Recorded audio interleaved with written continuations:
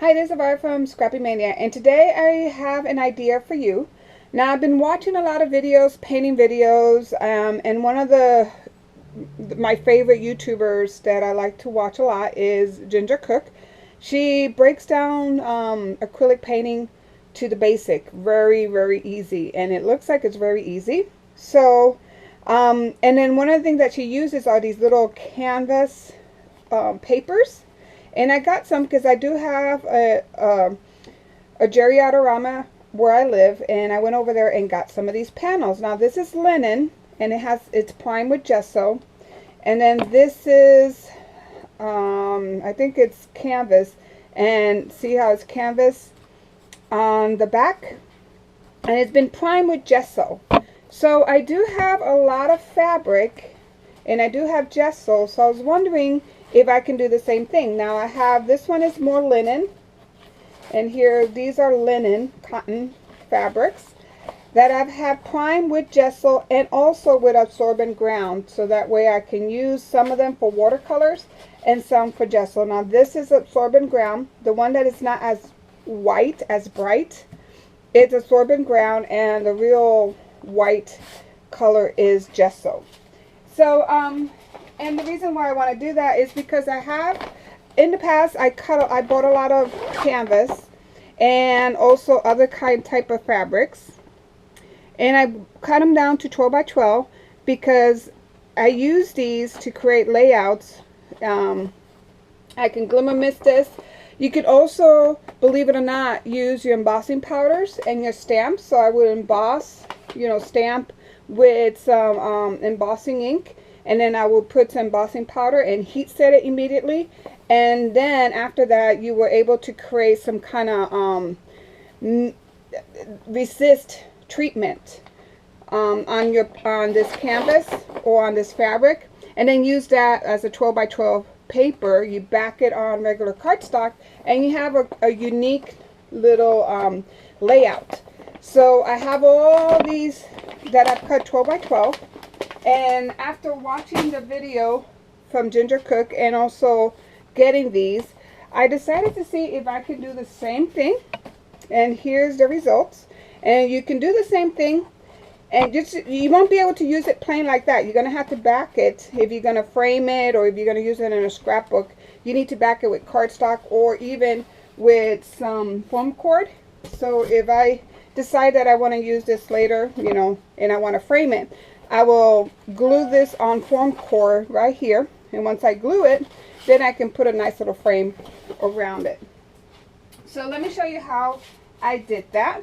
So I'm going to use this 12 by 12, and let me go ahead and protect my surface. And this time I'm going to create absorbent bound. I'm going to use absorbent ground, and this is just regular like linen type of paper, and actually I ran out of absorbent ground, so I'm going to go ahead and refill it, and I'll be back. Now, one thing is, when you buy like absorbent ground or gesso or anything, it's always economical to buy the big tubs, but if you don't use it frequently, it could dry. So what I usually like to have, these little basin jars that I fill up with my either absorbent ground. I do the same thing with gel medium, because I buy a real big thing of gel medium and I separate it so that way it won't dry out. And I do the same thing with gesso. So, and then another trick is you take Vaseline, petroleum jelly or whatever, and so that way it won't stick, because otherwise sometimes the lid sticks onto your jar and it's just hard to take off. So you're going to go ahead and put some of that in the outside.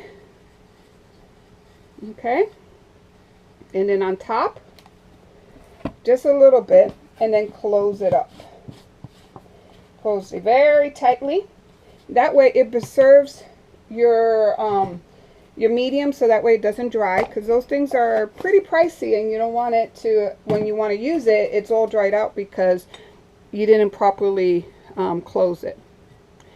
So now I'm going to go ahead and use my absorbent ground.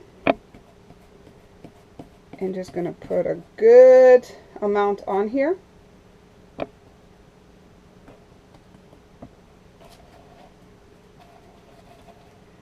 And one thing with this, you can water it down a little bit too. Doesn't have to be very thick like I put there. You can take your little spray and put some water. But you never want to put more than 30% water. So that way, just putting a little bit here and then misting it with a little bit of water might be better than if you water it down on before you apply it. And what I'm creating right now is like, hopefully, I'm creating like a watercolor kind of fabric for watercolor.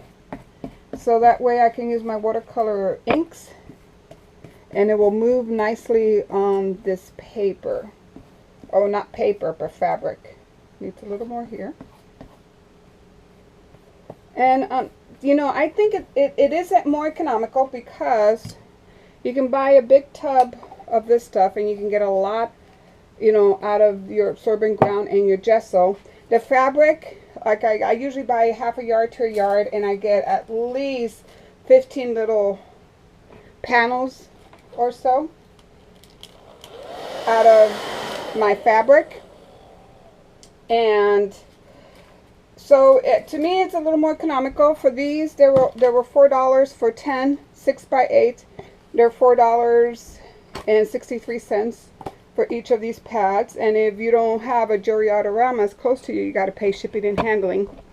So I think that since this is stuff that I already have, so to me it's pretty economical to do this, because I do sew, so I got fabrics, and since I paint, I got gesso and I got absorbent ground.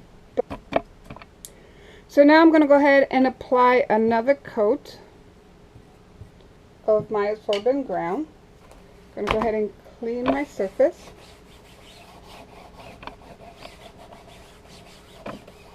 So now let me bring another one over.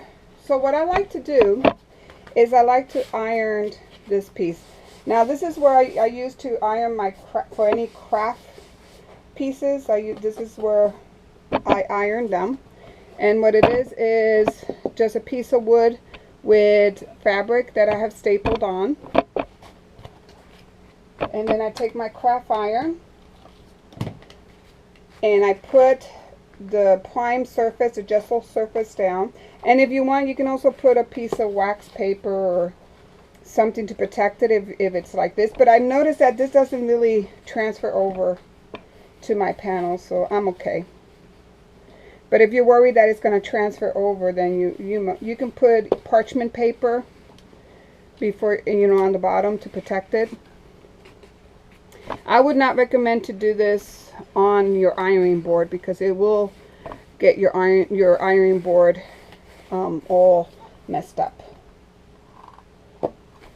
This little iron, I got it on sale. It's a Heidi Swap little iron. It's pretty good for craft. You can also get one of those travel irons. I used to have one of those in my craft room, but I gave it to my daughter because she needed an iron for her craft. So I went ahead and gave that one to her, and I just kept this one. But this one works pretty well. The only thing I don't like about this Heidi Swap one, this keeps popping out. I wish it was in there that it won't pop out, but it just pops out. But that's okay. I just make sure, keep pushing it in to make sure it doesn't pop out. Okay. And see, perfect. So now you can just cut this however you want to cut it, and there you have it. The way you can create your own little panels instead of buying these pads. But these pads are pretty nice too. So if you want, you know, either way, you can either buy the pad. They're not that expensive, but if you do have some gesso and some fabric lying around, so this might be something you want to play with and try out. So I hope you like this video, and thank you for watching. Bye now.